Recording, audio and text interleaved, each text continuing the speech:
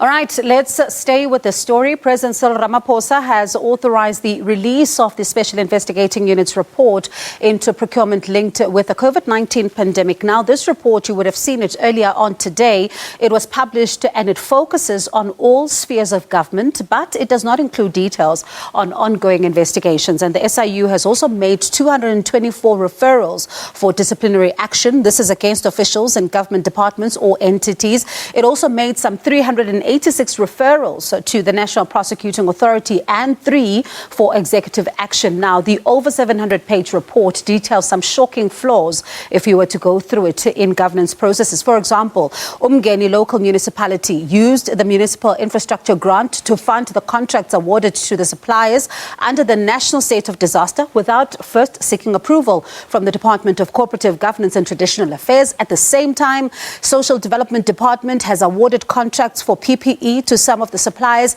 This is without ensuring that the pricing of PPE was in line with the Treasury's instruction notes and were also not market related. These are some of the many findings in that particular report. Let's look at the aspects now of this particular report with political analyst Prof Barry Hanyane. Prof, before we even begin, we saw a SCOPA sitting. I cannot not ask you about it. Last week when I spoke to former SCOPA chair, Themba Godi, he said that he was expecting that the ANC would make some changes to its deployees to SCOPA, given the turn of events. And you've witnessed some rigorous debating there on whether or not there should be, what the approach should be. I wonder what you make of what became of that SCOPA sitting this afternoon. Good afternoon, Jeff. To us. Look, I think it speaks to the somewhat cautious approach, no matter why we presence of legal services there to guide the process and give the chairperson and the members, obviously, some kind of legal leeway in terms of suggesting whether the whole approach would not have negative legal ramifications. So that's one part to deal with. But secondly, obviously, there is pressure to say, in the name of transparency, in the name of accountability, affected parties in this instance, the president, would he be given a chance to give his own account of events so that at the end of the day, facts are easily established and, of course, he is in turn held accountable before that parliamentary structure. So it also speaks by and large to that unfortunate stigma that says SCOPA is somewhat weak and has been the case for quite some time. Will the current composition ensure that SCOPA does have teeth to bite? This is the litmus test that they have to go through. Are you surprised that they reshuffled, they replaced Mervyn Dirks? I'm not surprised. I'm not surprised. It's one way of ensuring party line discipline, if there is such a thing. But also, one cannot stay away from the fact that it's more of a softer way of gagging him. The fear is that might have some more incriminating, perhaps facts. We'll have to watch and check at that point going forward.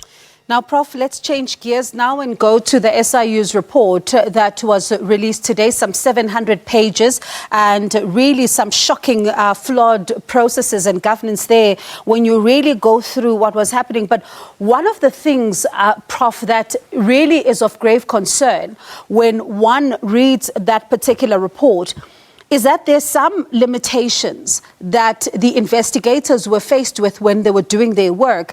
And some of the challenges look at, for example, some of the agreements may have been made telephonically. There's not enough documentation. At the same time, there's been hardwares and computer drives that have been lost or deleted.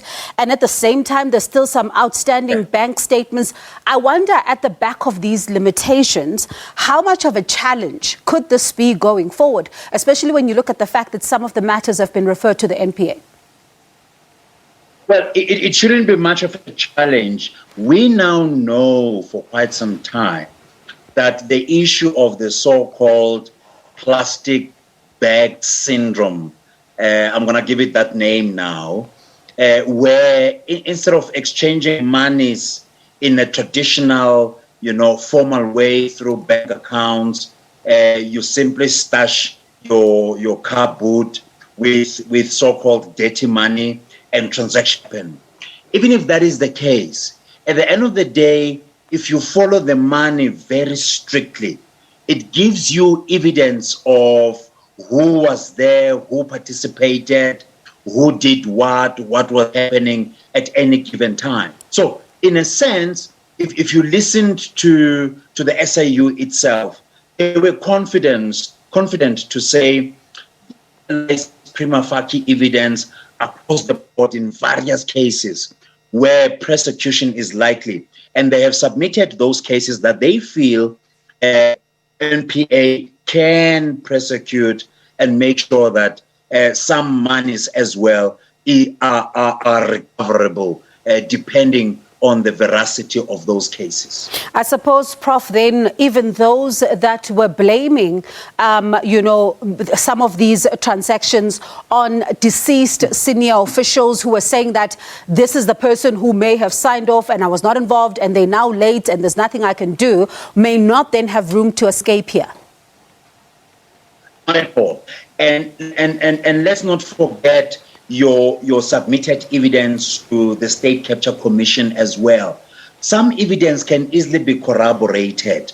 You also have publications that are available out there in the open that suggest that malfeasance, mismanagement, and misappropriation of public funds may have taken place. Either this is pursued by media currently, your investigative journalism, all of this information can easily be collated. The biggest challenge, I suppose, is does the NPA have capacity? A number of seasoned members there resign, people like Boraite, Mngeni Pronje. Will this affect the functioning day-to-day as well, functioning of the NPA? We'll have to watch this one. But I'm hoping that this is one area that really needs urgent attention by government to ensure that some kind of recourse is put in place. And that was going to be my next question, Prof, because there were concerns about the fact that this comes at the back of the State Capture Commission's report, and there were even concerns then that the NPA may not have the capacity to be able to deal with these matters. And as you say there, that it's going to be interesting to see if this report gathers dust or in fact it is put to action. But I'd like us to then move on to something, because we don't have a lot of time tonight. We saw at the weekend, at the back of the ANC's Lekgotla, that it now is going to be establishing an NEC task team that is going to be looking at the implementation of the recommendations that were made by the State Capture Commission of Inquiry. Some argue, though, that this is a long way round. They should just let the law take its course and law enforcement agencies just act, because lines may be blurred here between party and state. I wonder what is your reading of this? Well, you know what is interesting is that the governing party wants to follow up on ensuring that the recommendations of the State Capture report are carried out, especially when it affects the members of the party itself. What worries me is that the party doesn't have a good record when it comes to matters of handling ethical cases.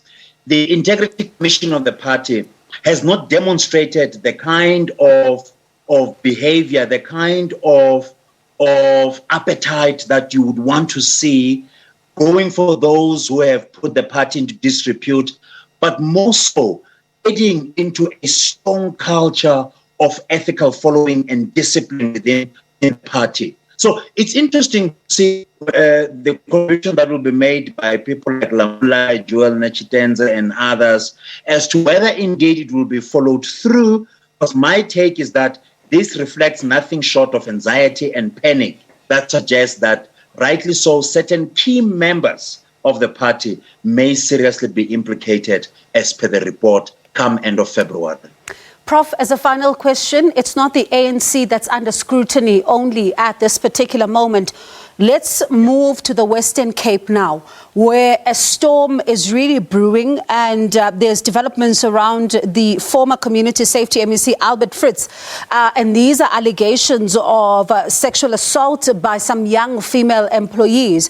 I'm particularly interested in what News 24 is reporting and saying that JP Smith had also reportedly been approached by one of the alleged victims, and he then referred her to the Premier, and also saying that they need to deal with it through party processes. At the same time, there's also David Abrams, who's also reportedly said to have known about the complaints in August last year, but also, referred the matter into the structures. It's an indictment, isn't it, on the Democratic Alliance, if this is true, if indeed it did not refer these women straight to the police. Sadly, it is the case, but I mean, we're still dealing with early days of all of these allegations. When, rightly so, you are dealing with a party that is somewhat lauded itself, self-praise of the fact that where they govern. This is, again, a litmus test to say, to what extent are they party to, well, the broader scale of the evil practice of GBV, which very well meant that image that says advance party discipline like no other party in South Africa. And of course, issues of party discipline have always been at the core and the forefront of maintaining party consolidation in that part of the world. So we'll have to watch again this one very closely to say, is the party's leadership right at the heartland of their support base? Did they act well? They ensure that the rights of the victims were not violated? Was social justice in this case not the victim, but more so in keeping with the laws and the practice of good governance where members of the party are involved? All right, Prof, so much to cover, so little time. Thank you so much for your time this evening. That was political analyst, Professor Barry Hanyane.